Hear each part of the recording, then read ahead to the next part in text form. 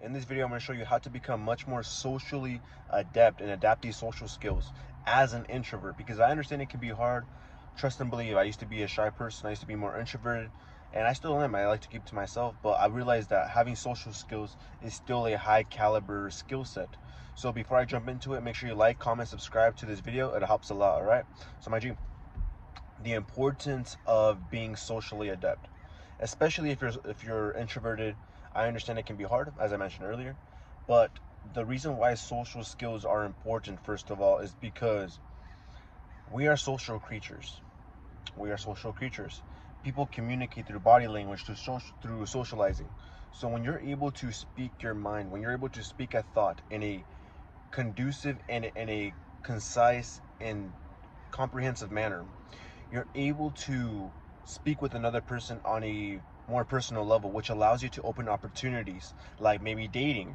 Maybe you're able to get job opportunities simply because you have charisma, simply because you have the ability to convey a thought in a very comprehensive manner. All right. And how we get to this step, how we get to these standards of communication, right? Number one, get practice in real life. Practice in real life. Start talking to more people. And the one thing that always helps out a lot is speaking about the present moment. Speaking about what is happening right there, right then. So say everyone talks about the weather, right? One thing I always like to do, especially when I'm talking to a girl, I will mention like, "Oh, I like your hair. Are you natural, or is it like a little bit different?" And she'll give me an answer. Say she likes natural, and I'll say like, "Oh, I usually like the natural thing, so I'm glad you have it." And something like that, just to get, try to get her number. And if you're speaking in terms of wanting to become a friend with someone, say you're at a basketball court. Maybe he's wearing a jersey, Lakers jersey, right? And you can ask him questions like, "Hey, who's your favorite Lakers player?" I usually watch this team, but I like how you like. I like that you like the Lakers. Who's your favorite? Something like that. Just open the conversation, and then you have to start with those kind of groundbreaking questions, those small talks, and then you dive deeper into having more of those deeper conversations. And how you get to those deeper conversations is by breaking the barrier. You see, every person, especially in nowadays, has a barrier. What I like to call it is a sales guard. So in sales, every person you approach, every prospect you approach, it has a sales guard. Essentially, they know that you're trying to sell them something, so they're trying to repel you. You have to break that barrier down. And how this relates to day-to-day conversations with people is that people are already on edge. They got stress, they got tension from day-to-day life, bills, family problems. Not only that, but they don't even know how to socialize themselves. And you see how we break this, right? You have to have some sort of charisma to you. You have to have that humor, that devil may care attitude. You have to be lighthearted. So, all in all, I want you to understand that when you're speaking small talk, you have to have a sense of humor, meaning like, "Man, I like your haircut. I mean, I got a haircut too, but they messed me up, so I got to go back again because he kind of messed up my sides." But like, what kind of haircut you got? You got like a taper or like a fade? You got to be a little bit witty. You got to have some sort of humor to you, lighthearted. People don't want to be tense.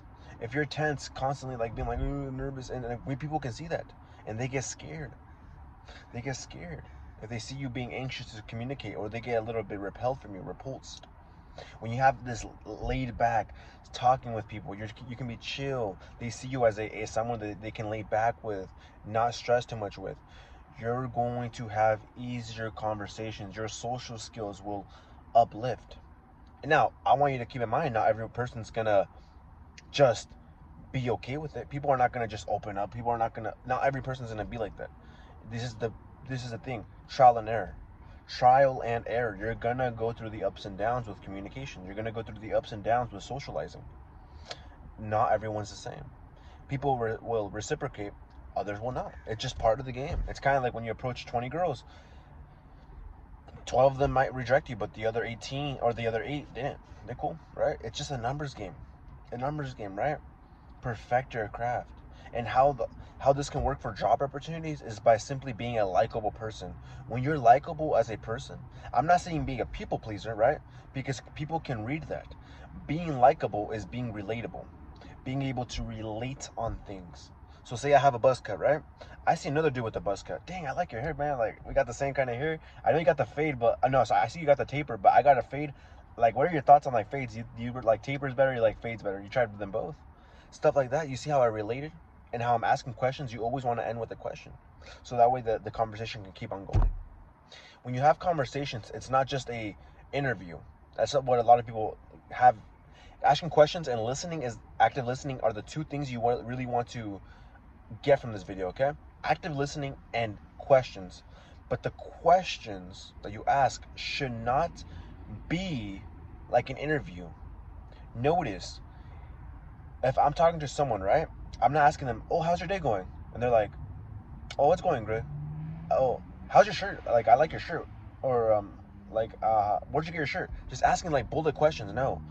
How's your day going? Oh, my day's good, man. I mean, it could be a little better. Nah, I feel you, man. It's a little rainy. It's a little gloomy. I wish the sun was out right now. What's like your favorite type of weather? You see how I added my 2 cents related to it? That's how questions are added. They're sprinkled in there. And you want to do... Dang, Challenger just went by. But you want to do more of the listening. When you do how you do the listening is you ask these questions and you let them elaborate. And how you become more likable, here's the key. You have people talk about themselves. You have them talk about themselves. Man, I really like your haircut. Like, where'd you get it from? Oh, you got it from this barbershop? Man, that's crazy. That's dope. But like, when you got the haircut, like, what made you choose that haircut? Like, what made you choose like the side part? I used to have it like that, but what made you choose like that? I'm having him talk about himself. I'm having him open up to himself.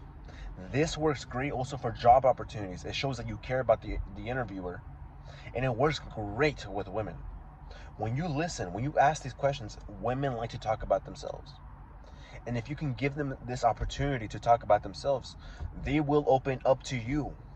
They will open up to you, making you more attractive to them, making you more of a higher selective man to them, a better option for them. The power of listening and the power of asking questions, my G. And let me know down below, did I miss something? Or do you agree with these bullet points? Do you agree with these tips?